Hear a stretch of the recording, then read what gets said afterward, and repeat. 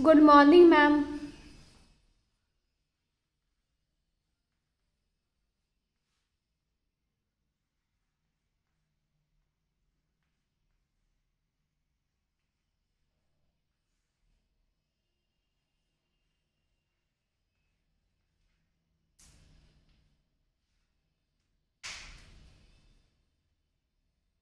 बच्चों, अब मैं आपसे कुछ प्रश्न पूछूंगी जिसका आप सामूहिक उत्तर नहीं देंगे, जिसको उत्तर आता वही हाथ खड़ा करेगा, ठीक है।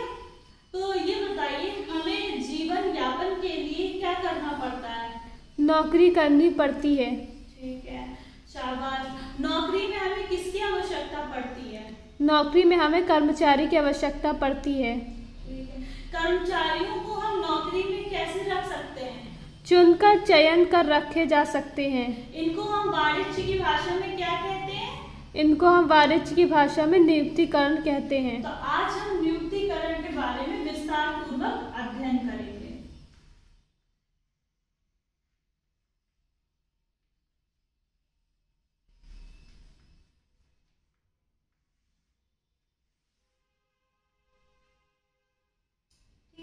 नियुक्तिकरण का अर्थ होता है संगठन में स्थापित विभिन्न पदों पर कर्मचारियों की भर्ती करना, ठीक है, इसका यह अर्थ होता है। और नियुक्तिकरण जो होता है वो सबसे फर्स्ट स्टेप होता है किसी भी ऑर्गेनाइजेशन को स्टार्ट करने के लिए, और ये फर्स्ट स्टेप भी होता है और बहुत महत्वपूर्ण स्टेप भी होता है। क्यों इसलिए महत्वपूर्ण होता है? क्योंकि किसी भी बिजनेस का जो बेस होता है वह उसके कर्मचारी ही होते हैं, वर्कर ही होते हैं, जो इतनी जी जान मेहनत करके किसी भी ऑर्गेनाइजेशन को एक अपर लेवल पे ले जाते हैं, ठीक है। तो जो उनके सबसे महत्वपूर्ण उनका बिजनेस ऑर्गेनाइजेशन में रोल होता है, ठीक है। नियुक्तिकरण बहुत सारे इसके स्टेप्स होते हैं, बहुत सारे तरीके होते हैं नियुक्त करना किसी भी ऑर्गेनाइजेशन में। जैसे अब पहला होता है एक इंटरनल सोर्स होता है,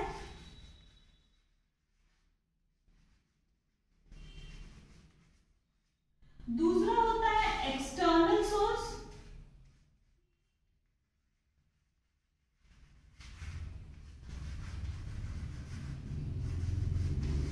ठीक है।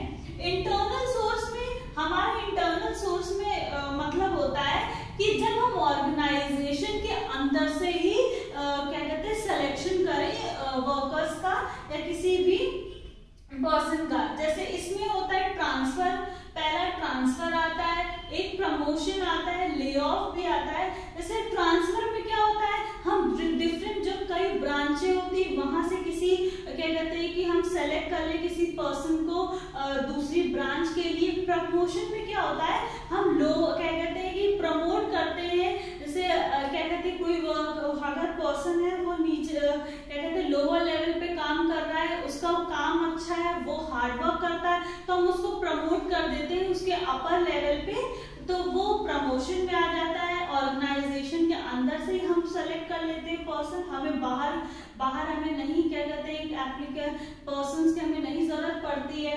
ले ऑफ में क्या होता है, ले ऑफ में जब हमें कुछ दिन के लिए अगर हमें जरूरत पड़ती है तो हम ऑर्गेनाइजेशन के अंदर से ही पर्सन्स को सेलेक्ट कर लेते हैं कुछ दिन के लिए, तो वो ले ऑफ में आता है। एक्सटर्नल सोर्स होता है कि जब हम बाहर एक्सटर्नली किसी को रिक्रूट करते हैं, सेलेक्ट करते हैं ऑर्गेनाइजेशन के लिए, वो एक्सटर्नल सोर्स में आता है, ठीक है। इसमें जैसे डायरेक्ट सिलेक्शन, इनडायरेक्ट सिलेक्शन आ गया, कैंपस रिक्रूटमेंट आ गया, मीडिया एडवर्टाइजिंग आ गया, प्लेसमेंट एजेंसीज आ गया, ठीक है। तो ये कुछ होते हैं जो हम क्या कहते हैं ऑर्गेनाइजेशन से नहीं, हम बाहर जाके सेलेक्ट करते हैं पर्सन्स को और देन वो ऑर्गेनाइजेशन में ज्वाइन करते हैं। इंटरनल सोर्स के कुछ कैरेक्टरिस्टिक्स होते हैं, कुछ विशेषताएं होती हैं। जैसे इसमें क्या होता है, मोटिवेशन इंक्रीज होता है क्या कहते हैं पर्सन्स में कि अरे भाई अच्छा काम करेंगे तो हम क्या कहते हैं कि हमें क्या कहते हैं प्रमोट हो सकेंगे हायर लेवल पे और मोटिवेट होते हैं। ये बहुत ही क्या कहते हैं इकोनॉमिकल होता है। क्यों? क्योंकि हमें इसमें कोई भी पैसे खर्च करने की जरूरत नहीं पड़ती। हम ऑर्गेनाइजेशन के अंदर से ही क्या कहते हैं कि हम पर्सन्स को सेलेक्ट कर सकते हैं अपने क्या कहते हैं प्रेफरेंस से, ठीक है। एक्सटर्नल सोर्स में होता है लाइक जैसे अगर डायरेक्ट सिलेक्शन हो गया, डायरेक्ट सिलेक्शन में क्या होता है कि ऑर्गेनाइजेशन के बाहर ही एक नोटिस प्लेस कर दी जाती है जिसमें हम अपने ऑर्गेनाइजेशन के हिसाब से जो हमें क्या कहते हैं रिक्वायरमेंट्स होती है वो रिटर्न होती है, और उसके फिर जो भी अगर वो रिक्वायरमेंट फुलफिल पर्सन करता है हम उसको सेलेक्ट कर लेते हैं। कैंपस सिलेक्शन होता है। कैंपस सिलेक्शन में क्या होता है कि बड़े बड़े जो अच्छे कॉलेजेस होते हैं वहां के स्टूडेंट्स को सेलेक्ट किया जाता है और वो ऑर्गेनाइजेशन देन ज्वाइन करते हैं। मीडिया एडवर्टाइजिंग होता है कि जब ऑनलाइन सारा प्रोसीजर करते हैं, एप्लीकेशन भी ऑनलाइन जिसको अप्लाई करना है वो ऑनलाइन अप्लाई करता है, देन जब हम सेलेक्ट करते हैं तो वो मीडिया एडवर्टाइजिंग में आ जाता है। प्लेसमेंट एजेंसीज होती हैं बहुत सारी, जैसे प्लेसमेंट एजेंसीज होती हैं कि लाइक जब जिस ऑर्गेनाइजेशन में अगर किसी पर्सन की रिक्वायरमेंट है, वैकेंसी अवेलेबल है, तो वो प्लेसमेंट एजेंसी से कांटेक्ट करते हैं और प्लेसमेंट एजेंसी कई सारे लोगों से कांटेक्ट रखती हैं, तो जो भी क्या कहते हैं जिसको भी अगर जॉब करनी होती है वो प्लेसमेंट एजेंसी में अपना सारा एप्लीकेशन डालते हैं। प्लेसमेंट एजेंसी फिर आगे वो क्या कहते हैं वो चीजें आगे फॉरवर्ड करती हैं, तो ये भी एक एक्सटर्नल सोर्स ऑफ सिलेक्शन आ जाता है दैट प्लेसमेंट एजेंसीज की हेल्प से हम प्लेसमेंट एजेंसीज को कांटेक्ट करके भी हम अपने क्या कहते हैं कि ऑर्गेनाइजेशन में सेलेक्ट कर सकते हैं स्टाफ्स को, ठीक है।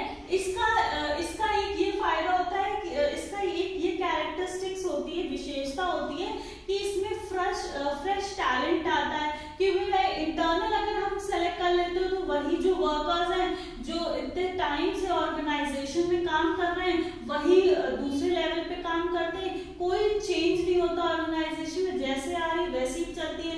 बट इस एक्सटर्नल सोर्स से क्या होता है हम फ्रेश टैलेंट लाते हैं ऑर्गेनाइजेशन में, जिससे ऑर्गेनाइजेशन और अच्छे से ग्रो करे और अच्छे से सक्सेसफुल हो, ठीक है। और इसमें क्या सेकंड ये इसकी विशेषता होती है कि ये थोड़ा सा मतलब ये हायर लेवल के लिए ज्यादा सुटेबल होता है, मतलब हम हायर लेवल अगर हमें मैनेजमेंट के लिए किसी स्टाफ की जरूरत है तो हम एक्सटर्नल रिक्रूटमेंट में जा सकते हैं, क्योंकि ये चीप क्या कहते हैं कॉस्टली होता है, चीपर नहीं होता है। इंटरनल से ये थोड़ा कॉस्टली ही पड़ता है, क्योंकि अगर हम प्लेसमेंट एजेंसी से भी बात करेंगे, कैंपस जाएंगे तो कुछ ना कुछ हमें क्या कहते हैं चार्जेस हमारे लगते हैं, हमें को ऑर्गेनाइजेशन पर कुछ ना कुछ उसका खर्चा होता है। बट इंटरनल में उनका ये थोड़ा सा उनके लिए इसमें उनका पैसा नहीं जाता, तो मोस्टली क्या कहते हैं कि मोस्टली ऑर्गेनाइजेशन इंटरनल सोर्स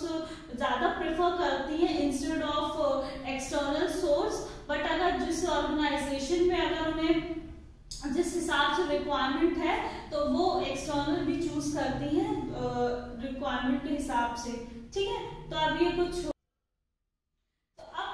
ये क्या कहते हैं कि रिक्रूटमेंट प्रोसेस है जो एक ऑर्गेनाइजेशन फॉलो करती है किसी भी सिलेक्शन के लिए, ठीक है। इंटरनल में उनको कोई प्रोसेस फॉलो नहीं करना पड़ता है, क्योंकि इसमें ट्रांसफर, प्रमोशन और लेआउट ही होता है, इसमें कोई ऐसा स्टेप नहीं होता। ये mostly external source of recruitment में फॉलो करती है ऑर्गेनाइजेशन, जिसमें फर्स्ट है recruitment recognition, second selection criteria, advertise for the job, receive application, categorize into A and B, ठीक है। तो then फिर से डिवाइड होता है, that is category A suitable for the job, category B जो unsuitable for the job होते हैं, ठीक है।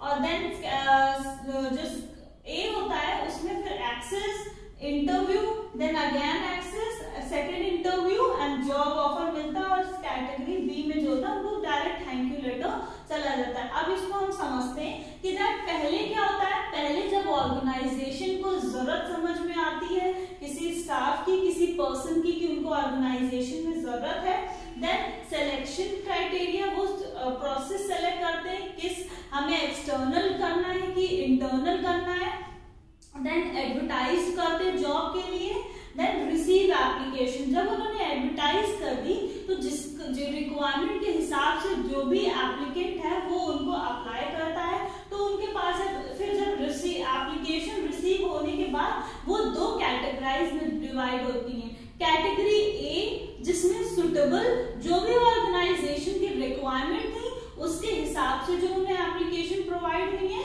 एंड कैटेगरी बी जो कि जिस क्या कहते हैं जो रिक्वायरमेंट नहीं थी उसमें कई सारी उनको चीजें मिसिंग है, वो कैटेगराइज होती है। ठीक है, तो जो कैटेगरी ए होती है सुटेबल फॉर द जॉब होती है, उनका आगे फर्दर प्रोसेस होता है।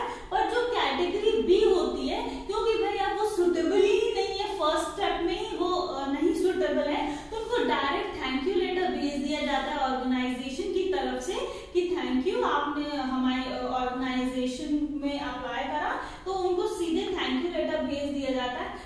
बट जो सेक्शन कैटेगरी ए है उसमें फर्दर प्रोसेस होता है जो कि होता है assess against criteria, then interview, then again assess against criteria. मतलब जब हमने सेलेक्ट कर लिया कि हाँ ये रिक्वायरमेंट्स इन कैंडिडेट्स की फिल है, पर उसमें भी हमें, क्योंकि हमें तो लिमिटेड नंबर्स की ही रिक्वायरमेंट है ना, बट एप्लीकेशन बहुत सारी रिसीव होती है जिसमें बहुत सारे लोगों की हम सुटेबल भी होती हैं, बट सारे को नहीं ले सकती ऑर्गेनाइजेशन, तो उसमें भी वो कैटेगराइज करती है कि कौन ज्यादा अच्छा है ऑर्गेनाइजेशन के लिए, तो वो फिर उनका फिर इंटरव्यू होता है, देन अगेन फिर वो क्या कहते हैं उनकी चीजें फिर से उनमें से फिर से सेलेक्ट होता है जो आगे जाते हैं, फिर से उनका सेकेंड इंटरव्यू होता है, देन फाइनली जब ऑर्गेनाइजेशन को अपने हिसाब से चीजें जो ऑर्गेनाइजेशन के हिसाब से जो रिक्वायरमेंट उन्होंने करी थी वो सारी फुलफिल हो जाती हैं,